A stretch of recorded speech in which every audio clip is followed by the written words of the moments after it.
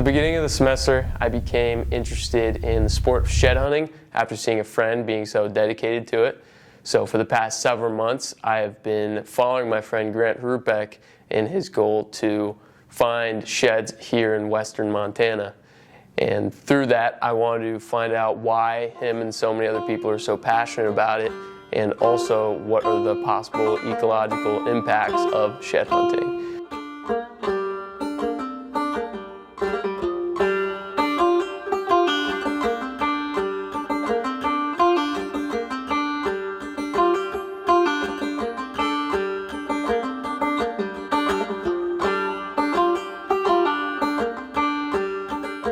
I'm Grant Rupeck. I grew up on a farm in Callaway, Nebraska, and a shed is an antler that has been cast off of a deer, elk, or moose's skull for the purpose of regrowth the next year.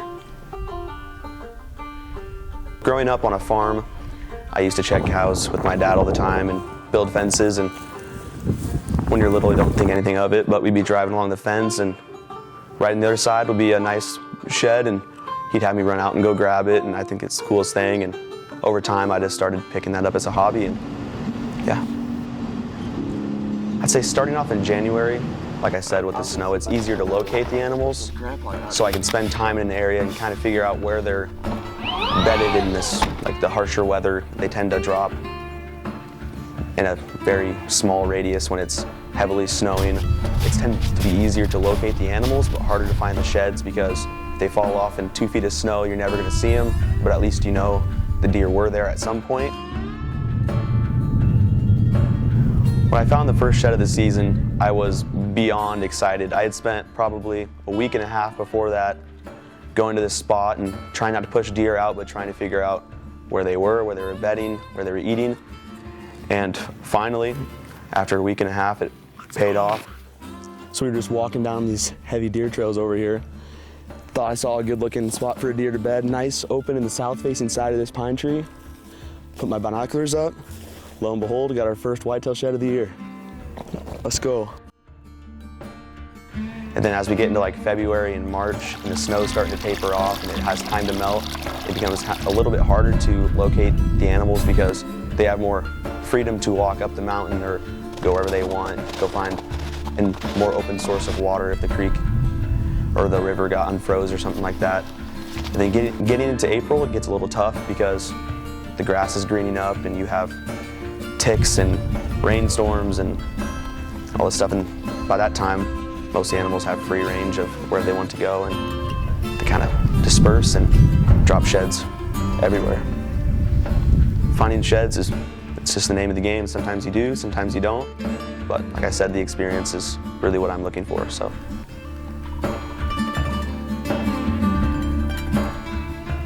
Out looking for elk sheds, but stumbled up on a nice 2-point mule deer set. Take that any day. We were hiking through this little valley, and we were just kind of listening to these grouse calling back and forth, and started hearing these dogs barking. They started getting closer, and finally I saw them kind of crest the ridge above us. And you can tell me what's going on.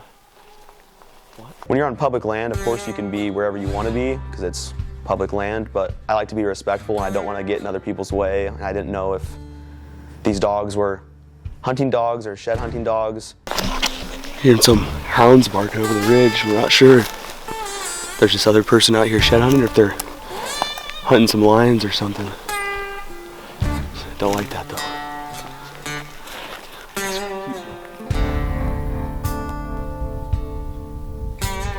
Grant helped me understand why people love this sport so much, and I still had the question of how does it affect the environment.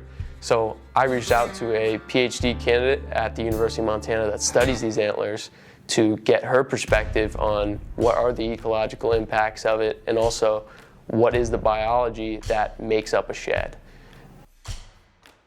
Okay, sorry. Okay.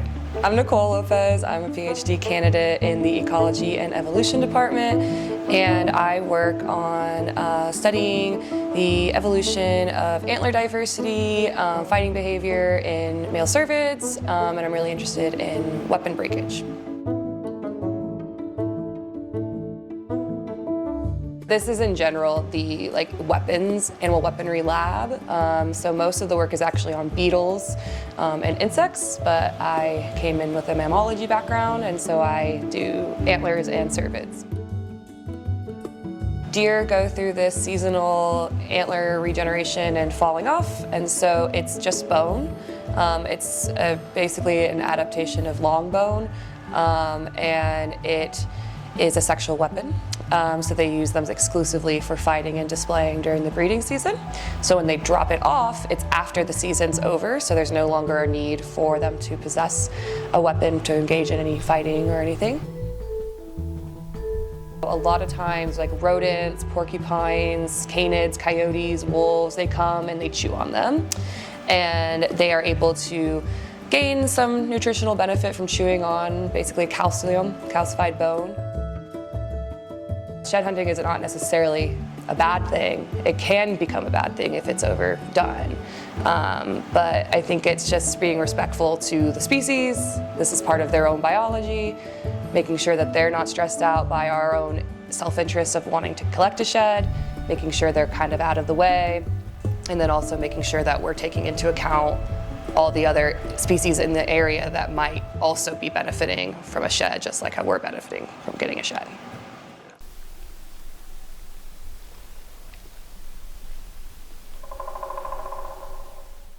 It's just getting out in nature and seeing things. It's not always about finding the shed. That's just the bonus to me. It's just some time to myself, time to reflect, and just enjoy and experience the beauty of nature.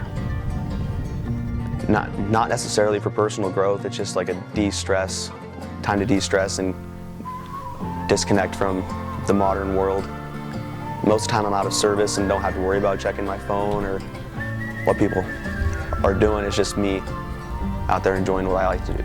So, dude, we're in heaven. This is literally my heaven.